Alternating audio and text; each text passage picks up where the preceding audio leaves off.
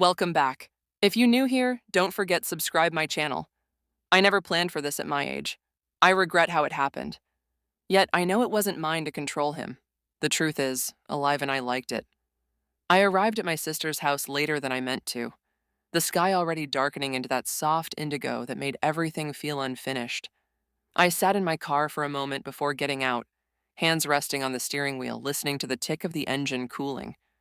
I had told myself I would just drop off the container she'd left at my place weeks ago. 5 minutes, no conversation required.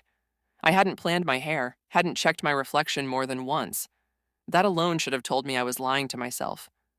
When I finally stepped inside, the first thing I noticed wasn't the warmth or the smell of food. It was the sound. Laughter layered and easy spilling from deeper in the house. Not loud, not careless, just settled. The kind of laughter that comes from people who are comfortable enough not to perform it. I paused in the entryway, containers still in my hands, suddenly aware of how quiet I'd been lately. My sister's voice floated down the hallway, followed by two others I recognized only vaguely. Men's voice is familiar in the way strangers sometimes are when they've brushed the edges of your life before. "Come in," she called when she noticed me, her tone brightening. "You're not interrupting." That wasn't entirely true, but I let it stand. They were in the dining room, sitting around a table cluttered with plates and half-empty glasses. One chair had been pushed back, another turned sideways. The marks of people who hadn't planned to stay long, but had forgotten to leave. My sister stood to me, already distracted, already halfway elsewhere. "You remember Tom and Aaron, right?" I nodded, even though I wasn't sure I did. Faces clicked into place slowly. I'd seen them before. Holidays, birthdays, moments when I'd been present but not engaged. This was different. There was no audience now, no roles to play. Tom stood first, tall, deliberate, offering a smile that unhurried. Aaron stayed seated, one ankle hooked over his knee, studying me with open curiosity that didn't feel invasive. It made me shift my weight without knowing why. "Hey," Tom said, "good to see you." "Yeah," Aaron added. "It's been a while." We exchanged the small talk that bridges unfamiliarity, and then my sister was already glancing at her phone, apologizing. I forgot I promised I'd call Mom back. "Stay." "Okay, I won't be long."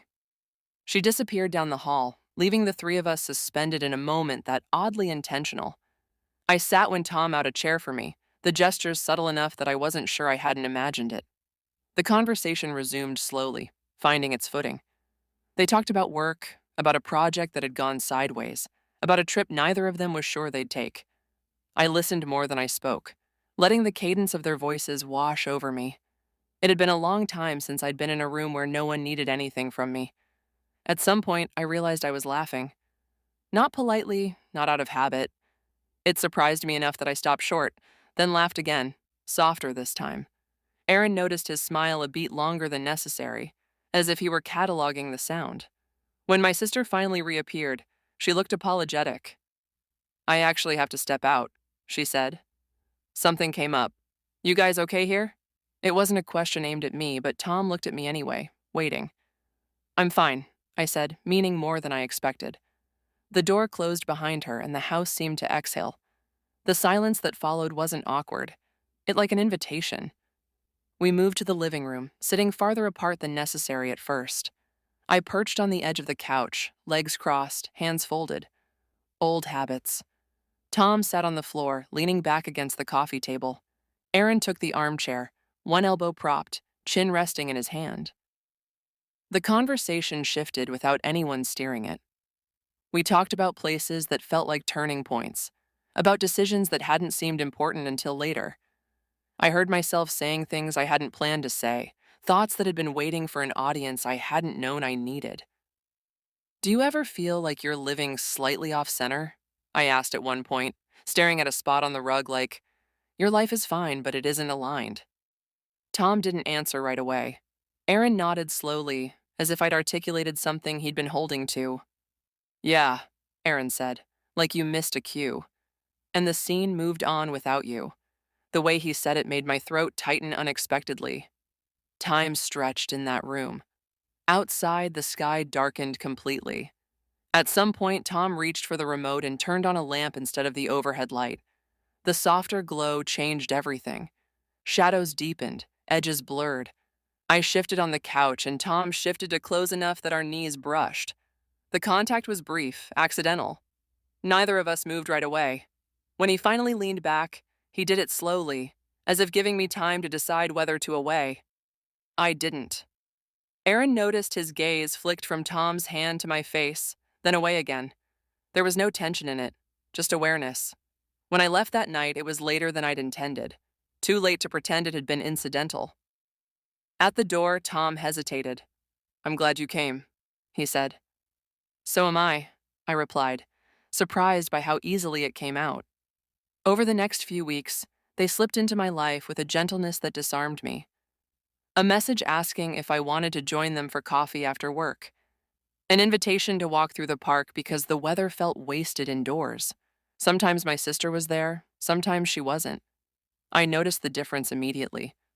When she wasn't, the air felt charged but controlled. Nothing was said outright. Nothing needed to be. Tom walked on my outside when we crossed streets. Aaron remembered details I hadn't realized I'd shared. The way I took my coffee, the way I always slowed down near water. One afternoon, we ended up at a small bookstore tucked between a bakery and a florist. Tom drifted toward the history section. Aaron followed me into fiction, books from shelves and handing them to me without explanation.